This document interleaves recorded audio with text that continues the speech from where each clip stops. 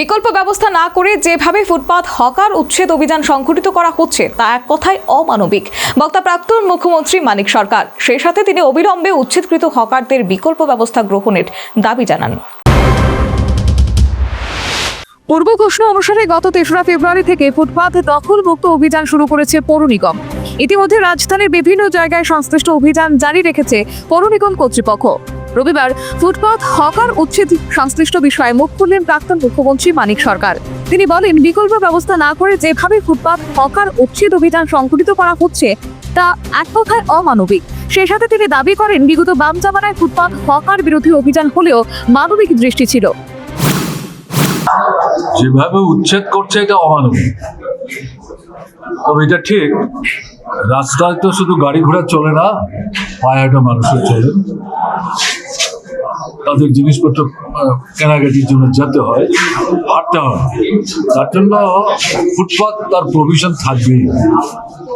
এদিক থেকে যারা ওখানে বসে কাজ করছেন তারা সবাই যে একবারে হাঁটা চলা রাস্তা সবটা দখল করে করছে ঘটনাটা, কিন্তু বাধ্য হচ্ছে, বিকল্প নাই। এখন এদেরকে তো একটা বিকল্প দিয়ে তারপর ওখান থেকে সরানো হচ্ছে। যদি এমন হয় যে বিকল্পের ব্যবস্থা হয়েছে কিন্তু তারা এটা গ্রহণ করতে চাইছে না, তারা এখানেই থাকতে চাইছে, তাহলে প্রশ্নটা আলাদা।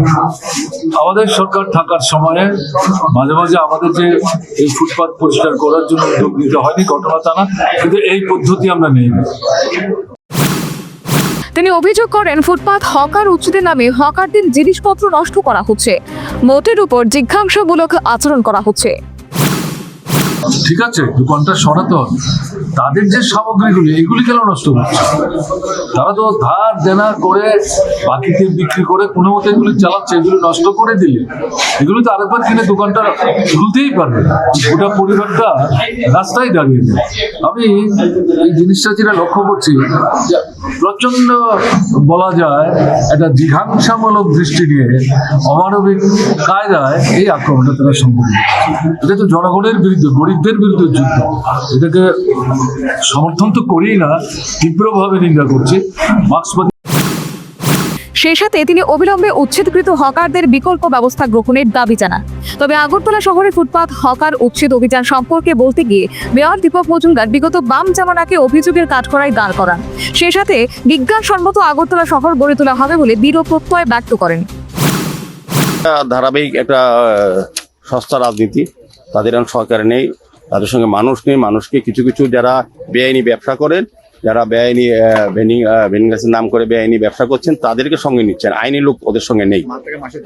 সিপিএম পার্টিতে আইনি লোক নেই, বেআইনি লোককে এখন নেওয়া, কিছু লোক করা, এরকম তারা করে। তারা আপনি মনে করে দিই, এখানে তো ফ্লাইওভার জন হয়েছিল, উড়ালপুল, ইতিহাস এই আগরতলা শহর মানুষ জানে।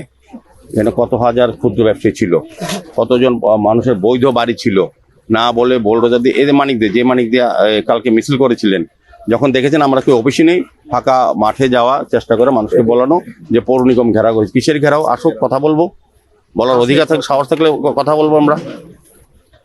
তো কাজেই ওদের ইতিহাস জানে, ওরা আগরতলা শহরে কোনোদিন কোনো পুনর্বাসন দেয়নি। বরং আমি বলবো যে সরকারের টাকা অপচয় করেছে, তাদের দলীয় ফান্ড স্ফীত করার জন্য বিভিন্ন মার্কেটগুলি করেছে, যেগুলি বিজ্ঞানসম্মত না।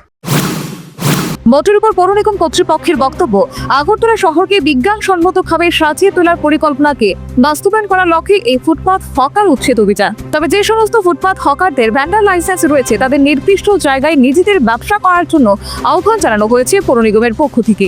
Bureau report, news vanguard.